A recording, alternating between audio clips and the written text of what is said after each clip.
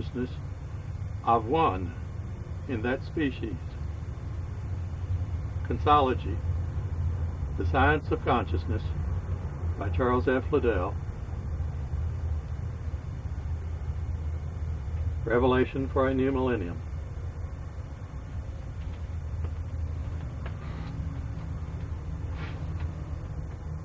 Preface. 21 years ago, I wrote The Anti-Competitor and How to Stop Being One. In it were first set forth the concepts that are further developed here. This work begins where several others that I respect have ended. They make an emotional leap of faith to conclude that all is consciousness.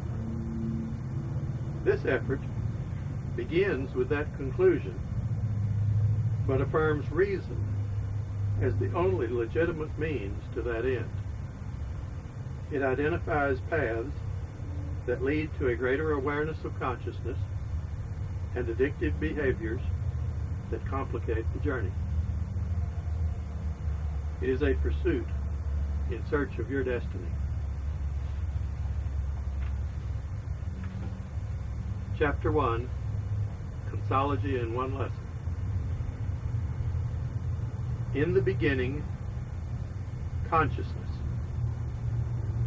Before there is anything, before there is time, all-inclusive, universal, cosmic consciousness is. Each human being perceives one's part of this consciousness as one's individual human consciousness. But everything is consciousness. Nothing is without consciousness. The histories of humanity, of animals, of plants, and of minerals are histories of the realization of consciousness. Consciology is knowledge that recognizes the infinity of consciousness. The dictionary defines consciousness as the state of being mentally awake to one's surroundings. Consciology holds that whether or not one is awake to it, consciousness is. The degree to which one is able to awaken to its presence frees one to create one's own environment. Nothing is created from nothing. Creation is the discovery of new combinations of existing entities. The universe is created from consciousness, living, vital, eternal consciousness. Consciousness is the ultimate building block. Not atoms, not quasars, but consciousness. To the extent that one understands consciousness, one understands the universe. Consciousness is awareness of what is. But much more is than that of which one is aware. The purpose of life is to expand one's awareness of consciousness. If consciousness is universal and all-inclusive, it would not seem to be something for human minds to contemplate. Human minds have no comprehension whatever of totality, but instead are confined to contemplation of diversity. It is imperative that one recognize the immensity of the chasm separating humanity and infinity. Each human being represents a different point of view, and infinity unites all points of view. However large the expanse that separates humanity and infinity, each exists on the same spectrum. That spectrum is consciousness. The evolution of species in the physical world reflects the individual realization of consciousness in the mental world. Each represents the same event observed from different points of view. Consciousness is unlimited and indivisible, and yet in discussing it, one talks of preparing oneself to increase the limits of one's consciousness. Increase the limits of something that has no limit. This disparity has been approached throughout history in religious writings as a two-dimensional, up-down dichotomy. God looks down on man, man looks up toward God. These directions do not square with what is now understood of the physical universe. The universe expands from the Big Bang until its energies are spent and it collapses in on itself. The universe is reduced to the microscopic, and in turn the microscopic is reduced to a solitary point. The relationship of the total consciousness and one human being's limited awareness of it is a three-dimensional, in-out relationship. Man looks inward toward increased consciousness. Consciousness looks outward toward all. Consciousness is unlimited. One's awareness of consciousness is limited. Consciousness is complete. One's awareness of consciousness is incomplete. Consciousness is perfect. One's awareness of consciousness is imperfect. Consciousness is indivisible, and yet one's awareness of consciousness considers its divisions. How is it possible to consider the parts of a whole that has no parts from different points of view? Looking inward from the human being's fragmented and unfocused view of the center point, the assimilation of those parts of which one is aware is one's only means of expanding one's awareness of consciousness. Looking outward from the center point of consciousness, the view is focused, complete, whole, indivisible, and totally without parts. A jigsaw puzzle completed on a computer screen shows the outlines of each piece until the insertion of the final piece. Then the lines disappear to reveal the total scene, unspoiled by arbitrary and, in the end, false divisions. And yet, if one is to attempt to complete the puzzle, the concept of the pieces is essential. If the scene is of a grassy field, millions of blades of grass are cut along the edges of each puzzle part. But in reality, every blade of grass is whole, and the breaks between puzzle parts are fictional. Is the physical world that human beings experience chaos or perfection? The answer is yes. From the point of view of the human being, looking inward toward the source of consciousness, the world is perfection. It is flawless. It maintains itself by natural law as a complete system.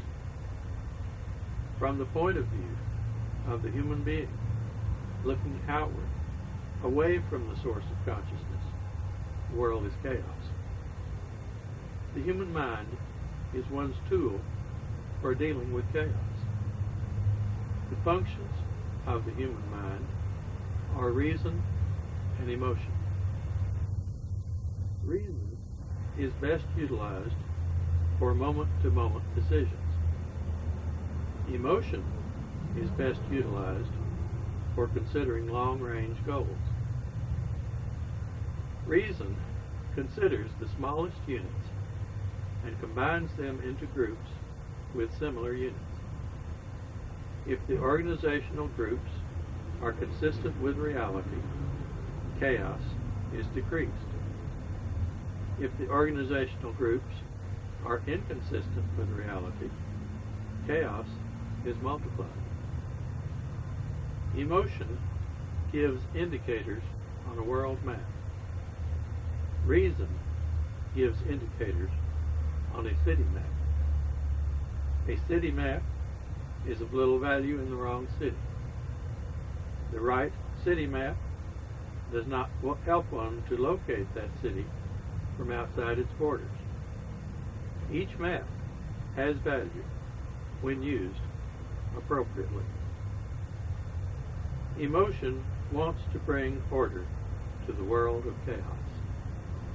At first glance, emotion appears to contribute nothing to the achievement of the goal. It just wants it.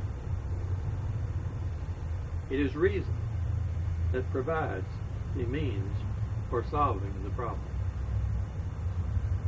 But on closer inspection, it becomes apparent that reason is impotent without there first being a desire to change.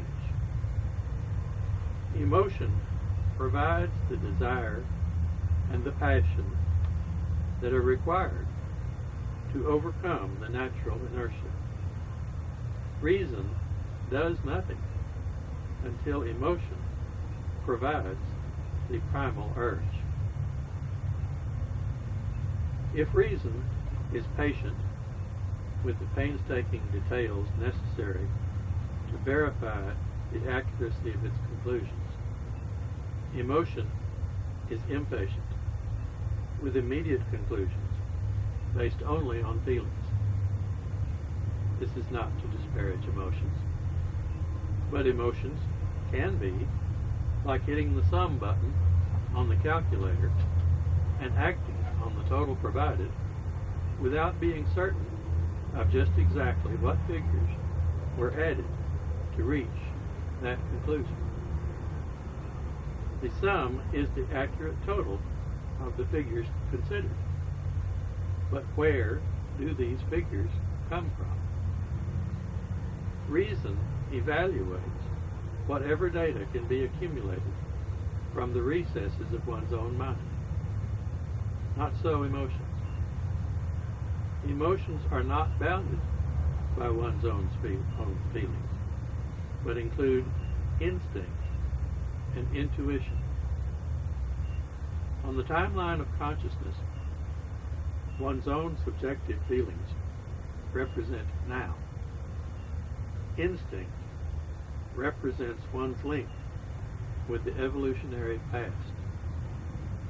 Intuition represents one's vision of the evolutionary future. Reason analyzes raw data from the five senses. Reason also analyzes processed data from emotions. Emotions want the action that reason can direct. Emotions pass through reason like light refracts through a prism. The individual calibrates the prism of reason to guide the beam in a chosen direction. If life were a game of Tetris, emotion would provide the objects over which reason would guide the angle of descent. Emotions arise both from the past and one's vision of the future. These include passions and desires from one's personal past. But the brainstem also carries humanity's instinctual, emotional past, the embryonic imprint of evolution. Future emotions are passions and desires regarding one's intuition or vision of the future. They include dreams and aspirations. They may be fanciful or realistic. They may be superstitious. But reason and emotion are necessary for action. Reason approves actions that appear to satisfy the emotional need and at the same time benefit the self. Acting on emotion without reason is to act without regard to the well-being of the self. Reason can only analyze data. Without emotion to supply the desire for action, reason would forever contemplate the possibilities and no action would occur. Reason sometimes concludes that action based on a certain emotional need will prove harmful to the self. Reason opts to shut off the objectionable emotional need without taking action to satisfy it. The emotional need is set adrift as an emotional complex unattached to the mental grid. Reason pretends it no longer exists. In reality, its existence is unaffected by the attempted suppression. It has been set on a collision course with reality that will inevitably return it to prominence, often at the most inopportune time and place. Like a cork in a pond, the inclination to surface increases in inverse proportion to the effort expended to suppress it. It is not advisable to try to ignore potential enemies of the self. To paraphrase Vito Corleone's advice in The Godfather, it is necessary to treat enemies as if they were friends in order to keep an eye on them. Reason and emotion are two aspects of the human mind, and each should be used appropriately. Actions that spring directly from emotions, without being filtered through reason, reduce one to animal behaviors. Actions over-examined by reason rob one of the zest and spontaneity of life. Reason is humanity's primary tool for progress. But for that progress to be satisfying, it must fulfill one's emotional needs. Reason eventually concludes that those emotional needs are not going to be met as long as one's satisfaction is at the expense of another human being seeking the same satisfaction. Thus, enlightened inner reason seeks satisfaction of one's own desires only in such a way as not to compromise the satisfaction of the needs of others outside of oneself. Emotion is the passive female aspect. Reason is the active male aspect. Their marriage begets a satisfaction of one's noblest desires. If the human mind functions by reason and emotion, so does the animal mind. While animals function as conscious beings, they are not self-conscious. Only human beings are self-conscious, both conscious and self-aware that they are conscious. This involves developing an understanding of the declaration, I am, and being able to separate I from others. This basic difference exists in the emotional makeup of humans and animals. Animals are not free to act based on internal reasoning. Their actions are externally determined by instinct, a function of emotion. Animals emotionally possess internal feelings and external instincts, but their actions are externally controlled by instinct. Remember that animals, too, are on this spectrum of consciousness. In order to develop an increased awareness of consciousness, the human animal renounced external guidance by instinct for internal self-consciousness and the potential to develop self-control. But not long after the bargain was struck, there were those who would seek to regress into the animal existence once more. They discovered that with self-consciousness comes individual responsibility. Every action produces a reaction, often unexpected and unwanted. In desperation, they longed to renounce self-conscious responsibility and sought again an external authority to rule their actions. But instinct was no longer an option. The gates to the Garden of Eden were closed forever. So artificial authorities were sought. They would shrink from facing the inevitable consequences of their actions, and in turn forego the opportunity to become creators of their own destiny. These human beings are what Consciology terms searchers after authority. The searcher after authority abandons becoming one's own authority. This usually means seeking others to assume the role of one's outside authority figure. But it can also mean the searcher after authority assumes the role of the authority figure oneself. No, this is not becoming one's own authority. It is masquerading as an authority figure for others. First, one recognizes that one needs to become the authority that can take responsibility for one's own actions and the consequences of those actions.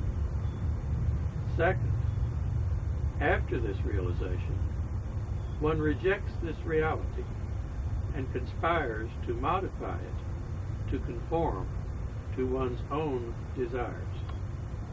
After all, is not one now a self-conscious human being, freed from the domination of instinct and free to act as one pleases? Not exactly.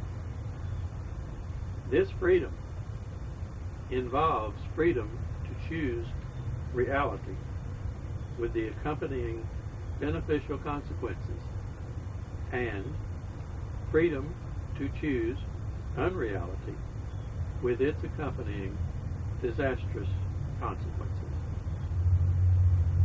Thirdly, having freely chosen unreality, one can further choose between seeking this external authority or appearing to become this external authority for others. This latter deception deceives not only other searchers after authority, seeking an authority figure outside of oneself, but may deceive this pseudo-authority figure as well. Actually, replacing external instinctual control with internal, self-conscious control is a liberating experience. From external determinism to internal freedom of choice.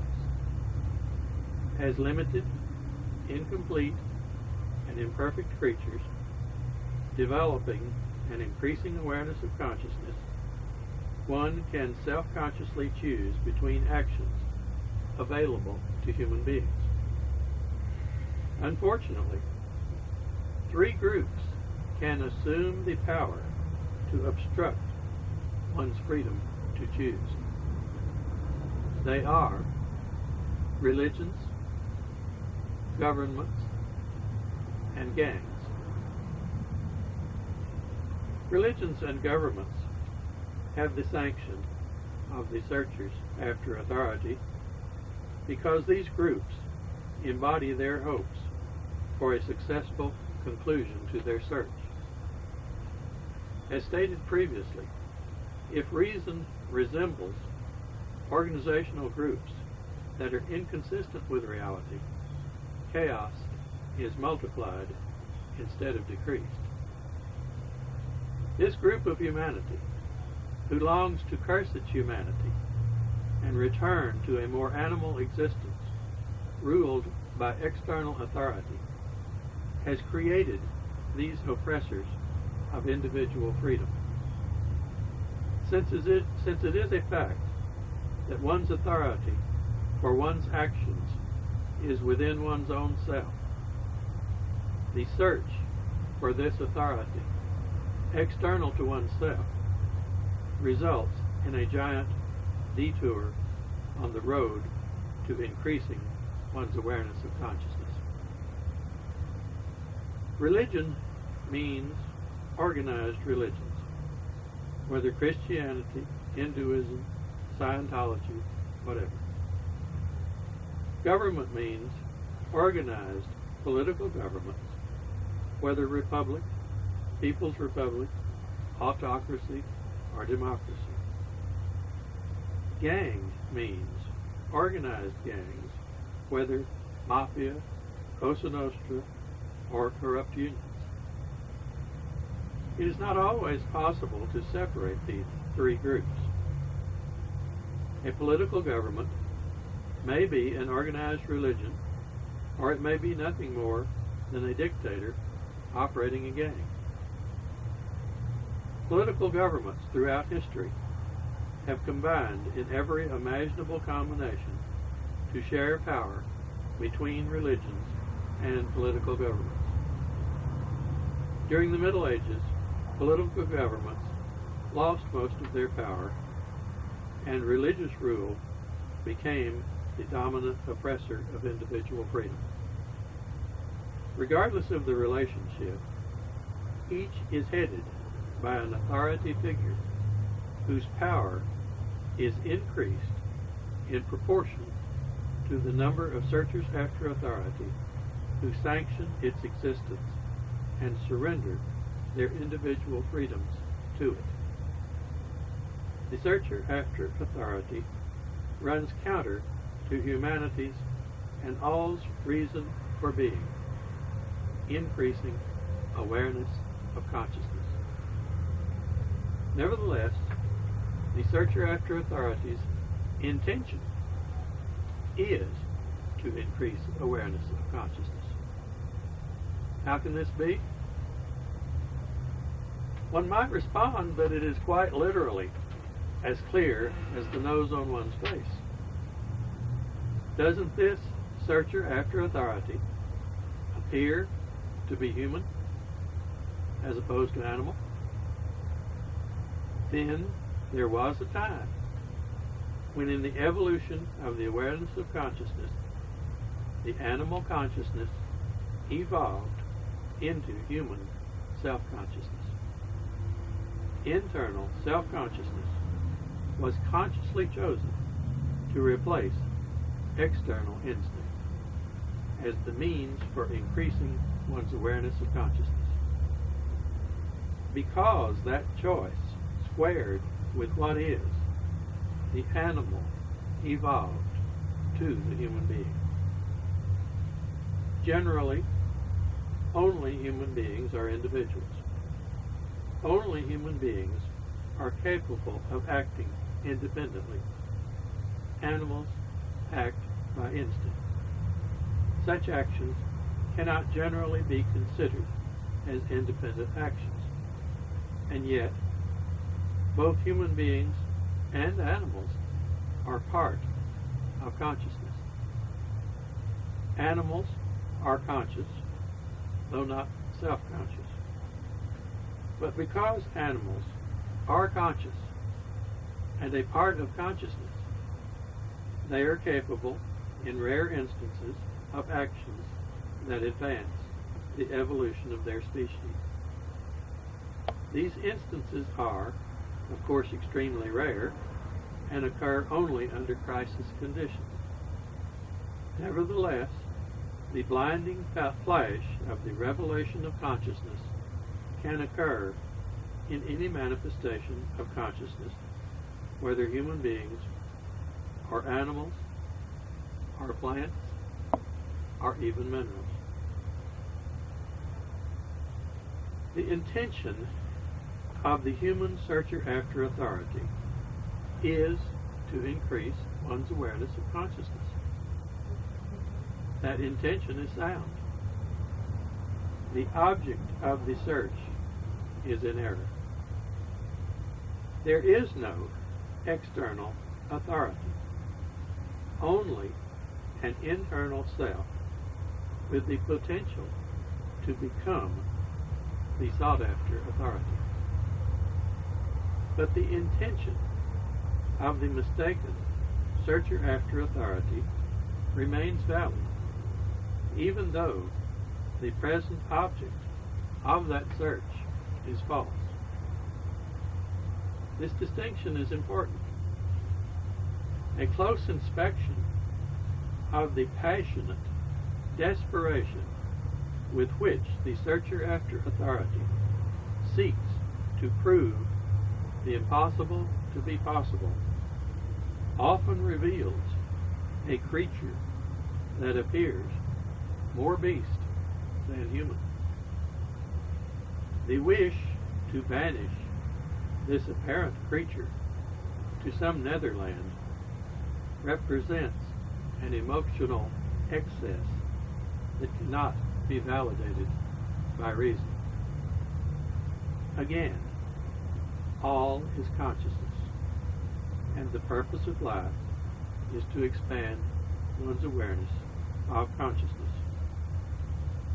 The searcher after authority is attempting to expand one's awareness of consciousness.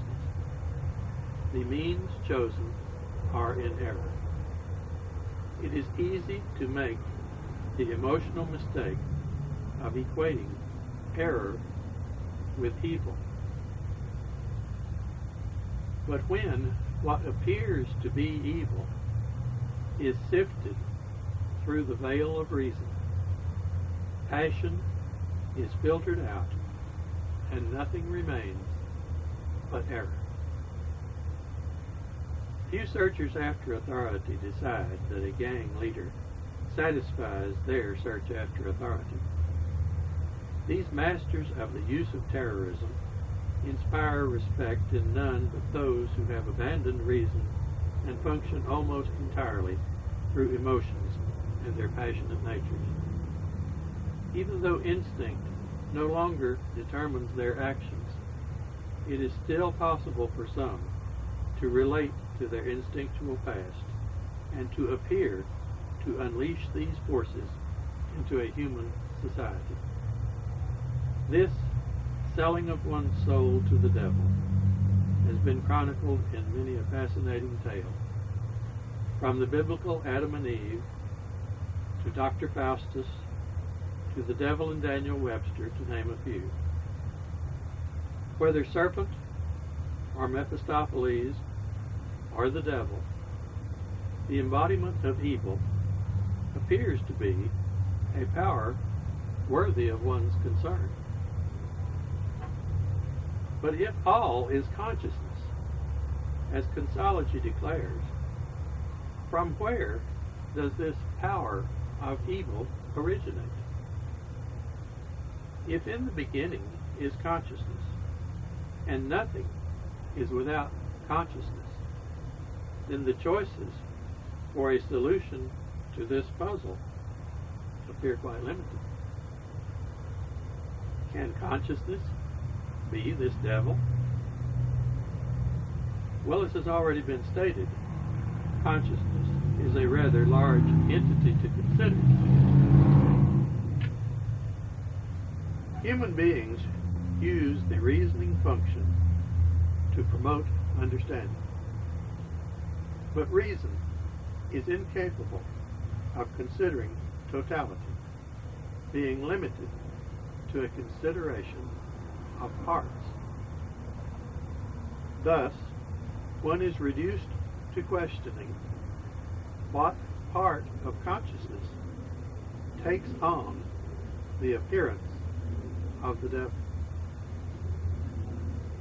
Now, this is a question phrased in terms that reason can consider. And reason's answer is that it is the searchers after authority who animate this devil. Well, pardon me, one might well shout, but that may appear to be a reasonable conclusion based upon these assumptions. But really now, how can one say that the searchers after authority are devils? Well, they are human beings, just like the rest of us. They may be a little off track for developing their potential to expand one's awareness of consciousness, but devils? Nonsense. Perhaps this outburst is the result of some 3,000 years of conditioning by concepts defined by searchers after authority and their organized religions. Studies of addiction, any addiction, reveal the savage power and ruthlessness of the addicted personality, characterizing one's behavior who is in danger of being deprived of the object of one's addiction as resembling that of the devil's persona no longer appears to be such an exaggeration. Is it possible that humanity has been deceived into believing that the addictive excesses of human behavior are somehow not human? Can the demonization of this aspect of human emotions somehow ease the shame? This detachment of the human from its addictive excesses in the terms of addiction is denial. This denial creates a chasm that must be bridged if humanity is ever to correct the error espoused by the searchers after authority. Pogo might well have announced, "We have seen the devil, and the devil is us." Joseph Conrad affirmed in Under Western Skies, "The belief in a supernatural source of evil is not necessary. Men alone are quite capable of every wickedness."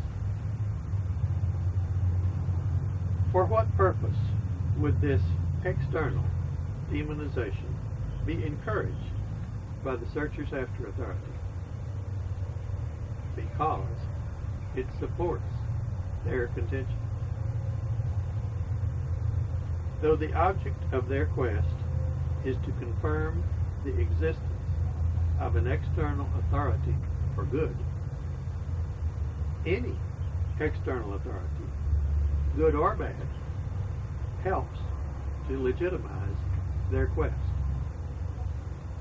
If one is promoting devil protection insurance, then the greater the power one can ascribe to the devil, the easier it is to frighten and to shame the unwary into subscribing to one's insurance protection scheme. If, on the other hand, one has no devil insurance to promote, one can again sift evil through the veil of reason, filtering out the passion to leave only the error. Various words in the original language of the Bible are translated devil. One literally is the one who tempts.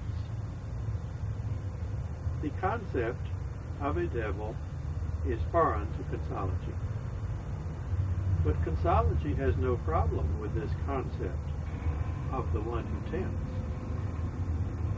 Whatever the addictive personality is attracted to is the one who tempts. The one who tempts is not a being apart from humanity, but is merely whatever in the world one experiences as potentially addictive. Stripped of its passionate emotional excesses, the devil-possessed addictive behavior is simply a choice that is in error. Fundamentally, the error of the searcher after authority is the search after authority outside of oneself. Reason repeatedly reveals that the searched after authority will not be discovered outside of the individual. Their search is no longer a legitimate search for reality, whatever that reality might be. It is no longer a reasoned search for an honest answer to a genuine question. The search instead becomes an obsession, an addiction, to reach a predetermined solution and then to justify that conclusion with what would appear to be its antecedent. The big lie is that the searcher after authority has succeeded in the quest, and the real authority does exist outside of the individual. Considering that structures supporting this error have been multiplying over the last 3,000 years, it would appear to be difficult to contradict such a behemoth. In the biblical account, the word from which Lucifer is translated is a plural word. These Lucifer spirits present another interpretation of the fall from God's presence, also illustrated by the story of Adam and Eve. The Lucifer spirits probably provide a richer metaphor. But again, it is necessary to sift the evil of the Lucifer spirits through the veil of reason, to remove the passionate censure of them and show their sin for what it is, simply error. These Lucifer spirits dwell with us today. To one degree or another, each of us is an incarnation of this Lucifer spirit. To the extent that one joins the searchers after authority, one contributes to the error that delays the realization of consciousness that is the birthright of each human being. To the extent that one renounces the search after authority and promotes the search after what is, the expansion of one's awareness of consciousness progresses. No one is totally in one camp or the other. Human beings are limited creatures, and totality is foreign to their existence. Each human being represents a combination of these two perspectives.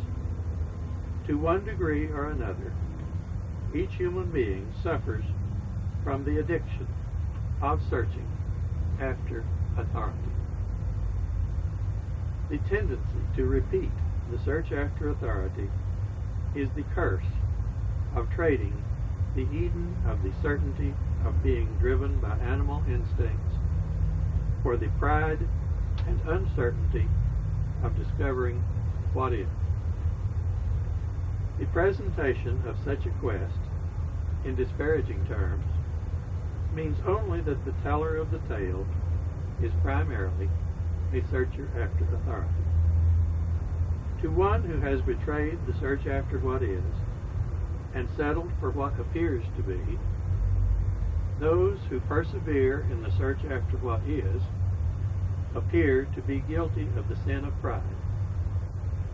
Actually, any negative assertion whatever about these arrogant searchers after what is seems justified. The searcher after authority attempts to focus attention on the alleged sins of others in order to obscure one's own addictive behavior.